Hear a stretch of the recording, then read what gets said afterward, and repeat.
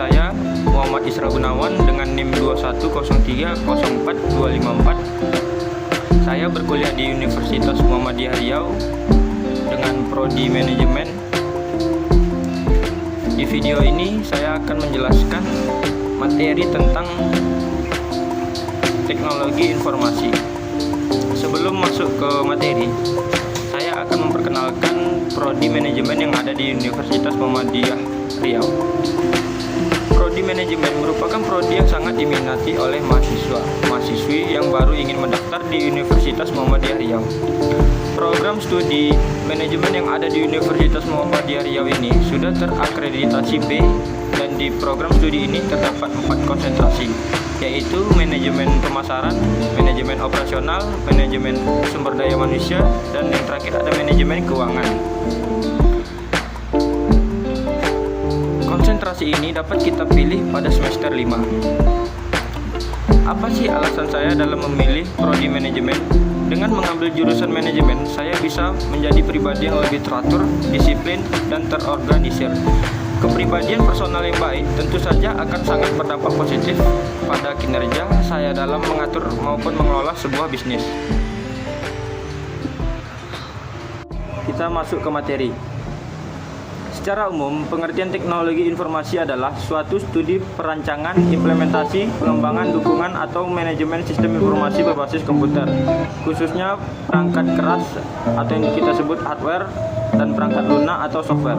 Menurut ITTA, Informasi Teknologi Association of America, pengertian teknologi informasi adalah suatu studi perancangan, implementasi, pengembangan, dukungan, atau manajemen sistem informasi berbasis komputer, terkhususnya pada aplikasi perangkat keras dan perangkat lunak komputer. Teknologi informasi memanfaatkan komputer elektronik dan perangkat lunak komputer untuk mengubah, menyimpan, memproses, melindungi, mentransmisikan, dan memperoleh informasi secara aman. Tujuan teknologi informasi adalah untuk memecahkan suatu masalah, membuka kreativitas, meningkatkan efektivitas dan efisiensi dalam melakukan pekerjaan.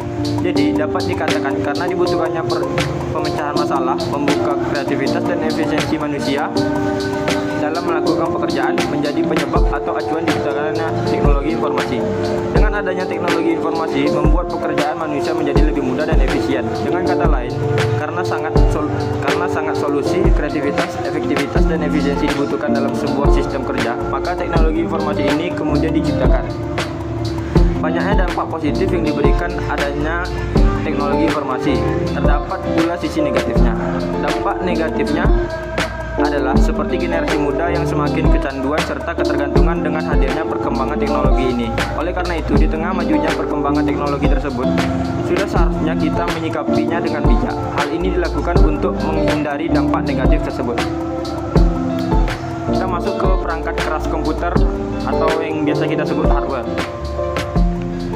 Hardware adalah peralatan di sistem komputer yang secara fisik terlihat dan dapat dijamah semua bagian fisik komputer, dibedakan dengan data yang berada di dalamnya atau yang beroperasi di dalamnya. Dan perangkat lunak yang menyediakan instruksi buat perangkat keras untuk menyelesaikan tugasnya.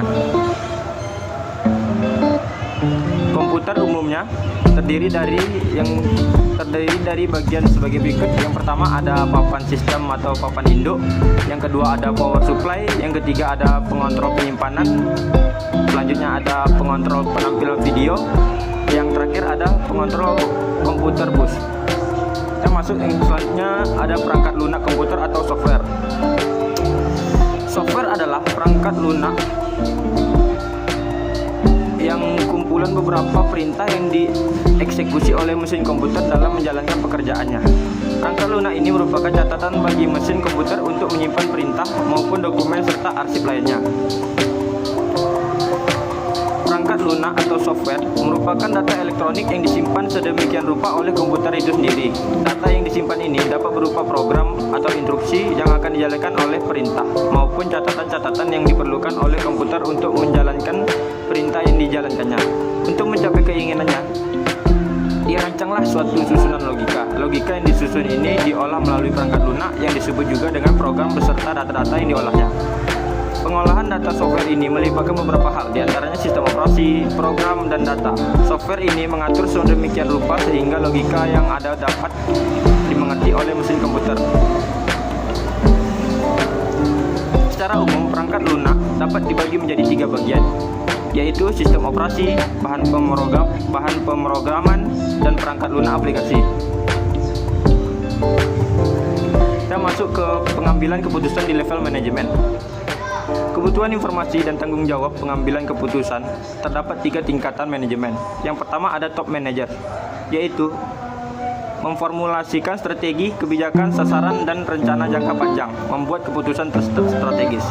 Yang kedua ada middle manager, memformulasikan rencana operasional dan sasaran untuk mengimplementasikan strategi, membuat keputusan operasional. Yang ketiga ada first level manager, mengimplementasikan rencana operasional dan sasaran, membuat keputusan jangka pendek, melakukan operasional bisnis sehari-hari. Selanjutnya ada yang biasa kita sebut SPK atau sistem penunjang keputusan.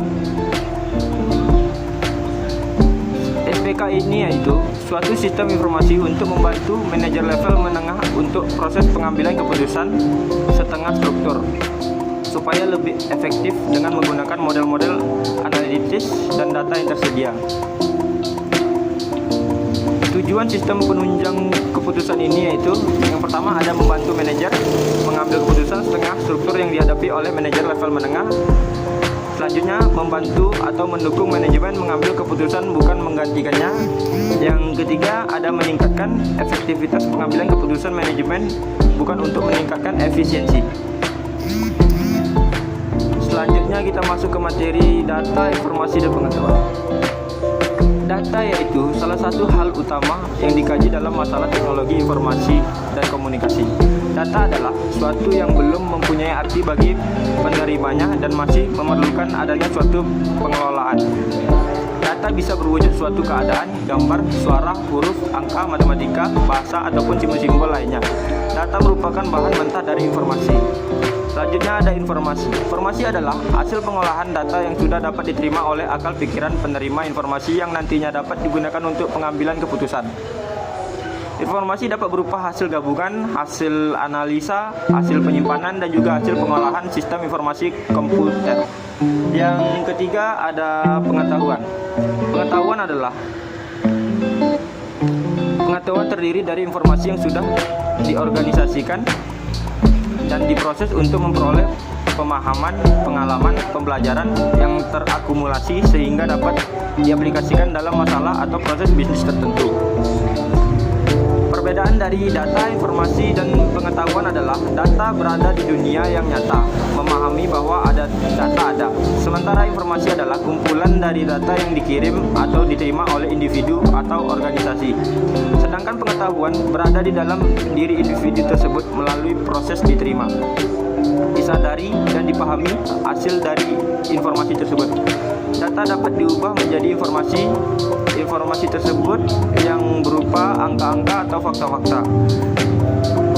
Data bisa menjadi informasi apabila data tersebut diberi makna. Informasi tercipta ketika data dinilai melalui berbagai cara, antara lain pengkategorisasian, penyaringan, atau penyusunan. Sedangkan pengetahuan merupakan informasi yang telah dievaluasi, disusun, atau dikelola untuk ditetapkan dalam mendukung keputusan atau memahami suatu konsep. Cukup sekian video dari saya. Assalamualaikum warahmatullahi wabarakatuh.